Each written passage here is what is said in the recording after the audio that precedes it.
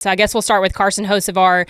That was the latest news that broke yesterday, that NASCAR did fine him $50,000, docked him 25 points. I know really on all of Dirty Mo Media podcasts this week, there are a lot of people calling for NASCAR to do something to step in, since they didn't do that in the race. Do you think they got it right this week? Do I think they got it right is sort of a mixed question, because I think they had to penalize him. They had to do something. And $50,000, 25 points, that's about consistent and about right if they were going to penalize somebody retroactively and not in the race. But I still don't really understand why they didn't do it in the race itself, because Friday night in the truck race, they give Lane Riggs a penalty for reckless driving, which you really don't hardly see at all. And, they held him 2 laps, and he didn't right rear hook anybody. I mean, he was sort of playing bumper tag with Stephen Parsons, but they had been going back and forth a few laps before that.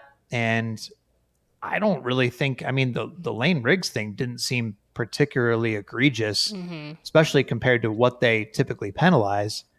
Then you have Hocevar, under caution, spinning somebody out, which I think everybody saw in the moment. They were immediately all over it. It was, Harrison Burton was stopped on the backstretch as part of that caution. TV replayed it. We saw all the angles, and it was like, well, are they going to penalize him? And then the race just goes back to green, and he keeps going. And it was like, well, I don't understand here. What's going on? Why isn't he getting the same penalty that Lane Riggs just got? And I get it's different race directors and stuff like that, but to me, I would just rather see them do it right then, and then you wouldn't have to worry about, the fine money and the points and all that stuff.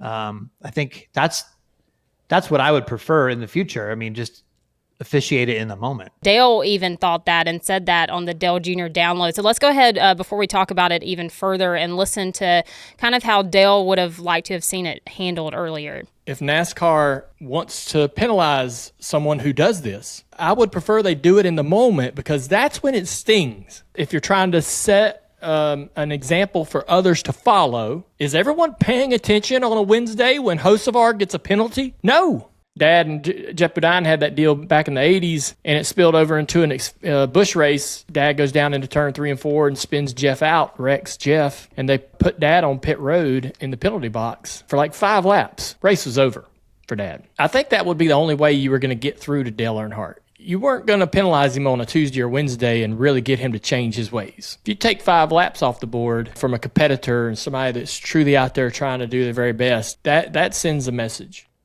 So Dale said all of that before the penalty was actually handed down by NASCAR yesterday. We followed up with Dale too, and he's kind of said, my opinion really hasn't changed. I don't think that there should have been really this big penalty afterhand. If they wanted to handle it, it should have been in the race. I love the story of kind of how that was handled with Dale Sr. Do you think we would ever see NASCAR do anything like that, where you're parked for 5 laps? I think so, because they can do whatever they want right in the race if they feel like it. I do think, though, that maybe unlike Dale Earnhardt, Carson Hocevar probably is not making a lot of money. Even if it was early Dale Earnhardt. Right. And, I think $50,000 to Carson Hocevar probably gets his attention, as does, as you mentioned, essentially sort of taking him out of Rookie of the Year contention. I'm sure he gets a message. And the thing is, this is sort of a pattern with Hocevar, and that's part of the issue, right? Because you see him, he's sort of gone on this like apology tour before, he's changing his ways, and then stuff will keep happening, right? And I think everybody, he's a very, very likable person. Yes, he has a great personality. He's entertaining. He brings sort of a freshness. I just did my 12 questions with him on The Athletic last week, and it was fantastic. He's a great talker. He's a great character.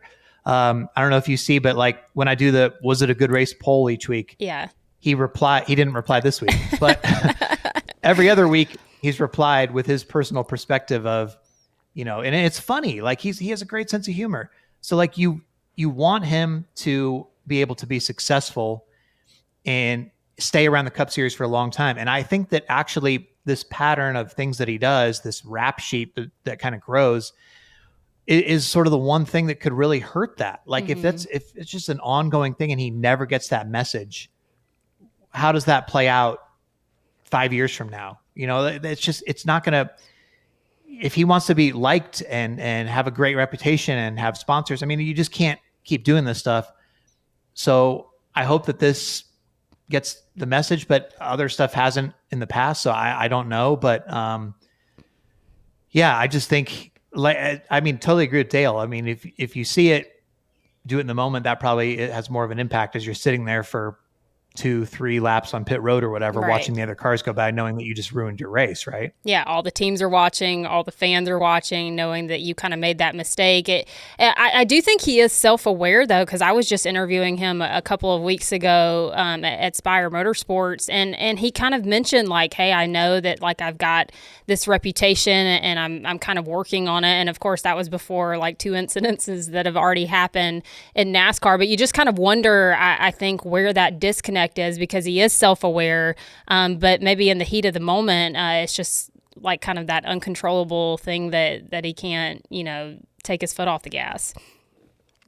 Yeah, and I mean, there's this guy Basso, and he has some numbers after his name. I can't remember. It's like Basso 488 or 24 something. I always mix it up. But he posts a lot of in-car cameras on X, and he posted a clip yesterday of like a couple minutes sort of leading up until this incident, where Hocevar is like bumping Todd Gilliland, and sort of like I think they're contesting a position on the previous caution or something, and Hocevar is like slowly driving Gilliland into the wall, and just sort of rubbing him into the wall for seemingly no reason. And Gilliland eventually, after he sees Harrison Burton get spun, Gilliland just comes on the radio and goes, I hate that kid. I hate that kid or whatever.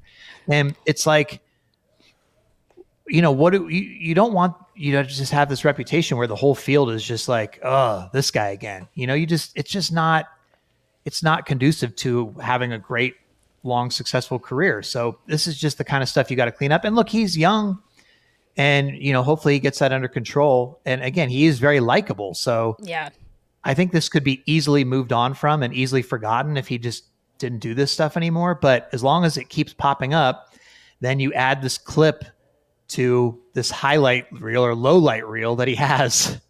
And it's like, oh, here we go again. Yeah.